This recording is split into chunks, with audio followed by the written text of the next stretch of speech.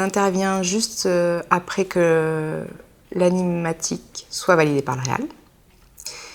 C'est-à-dire que l'histoire soit sur papier et avec un début de rythme, enfin même plus qu'un début, que ça soit monté, le storyboard monté. Et une fois qu'on a ça, on peut fabriquer les plans en 3D. Et évidemment, il faut aussi que tout soit prêt en 3D, c'est-à-dire les décors, les props, les persos. Comme ça, on prend tout ce que tout le monde a fait et on crée chaque plan du film en 3D. Al, Bob, vous arrivez juste au bon moment. Merci. Eh ben nous, on te remercie pas, Maurice. Ouais, partir en mission aussi loin sans emporter la trousse de secours. Les amis, on pourrait discuter de ça tout à l'heure parce que là... Ça alors? Pendant qu'on s'inquiète pour vous, vous vous faites une soirée mousse. Ça, c'est pas cool. On a le droit de s'amuser, nous aussi.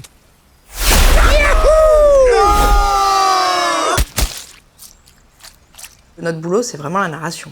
Il faut raconter l'histoire avec la caméra. Pour faire le plan, en fait, on prend les persos, on les place et on anime la caméra. On suit le perso, on pose la caméra, on fait les cadres, plan serré, plan large, contre-plongée, plongée, selon ce qu'il y a dans l'animatique, selon ce que le réal veut aussi. Les mouvements de cam, ils sont soit décidés par ce que fait le perso, donc parce qu'on le suit.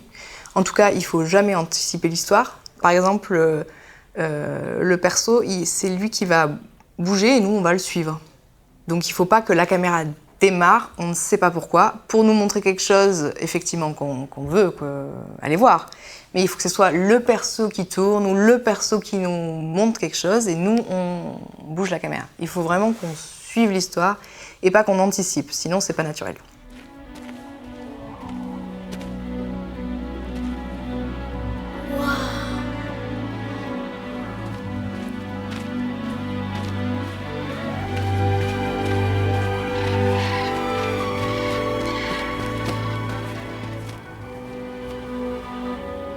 Et aussi, ça peut nous servir à lier les plans. Un mouvement de cam, ça peut être un travelling linéaire qui va se poursuivre. Donc on joue avec le mouvement de cam pour raconter d'abord l'histoire et aussi pour lier les plans pour que ça soit plus lisible pour le spectateur, quoi, que ça soit plus fluide.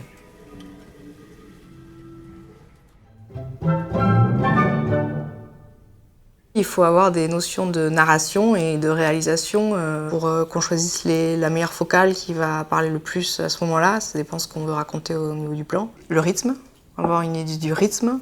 Il faut s'approprier la séquence, mais pas que. Il y a des gens qui ont travaillé avant, donc le but c'est de raconter au mieux l'histoire avec ce que les gens ont fait et ce que le réal veut. Donc l'écoute, c'est important. Parce qu'en plus, quand on fait une séquence, on ne fait pas le film, on fait une séquence qui est dans un film, et la cohérence du film, c'est le réal qui l'a. D'abord, je suis rentrée dans l'infographie, donc plus le monde de l'infographie globale, même si je voulais raconter des histoires. Ensuite, je me suis spécialisée dans l'animation 3D. Et avant ça, j'ai fait une formation de dessin, voilà. Quand j'étais à l'école, on ne parlait pas forcément de layout. Maintenant, on en parle plus qu'avant. À mon époque, pas suffisamment, je pense. Donc oui, on le faisait, puisqu'on est obligé de passer par là. Mais on n'avait pas de cours spécifiques sur ça, ou comme on peut avoir dans l'animation, ou dans l'éclairage, ou dans la modélisation, où vraiment c'est spécifique et on a des... Sur les layouts, non, pas trop.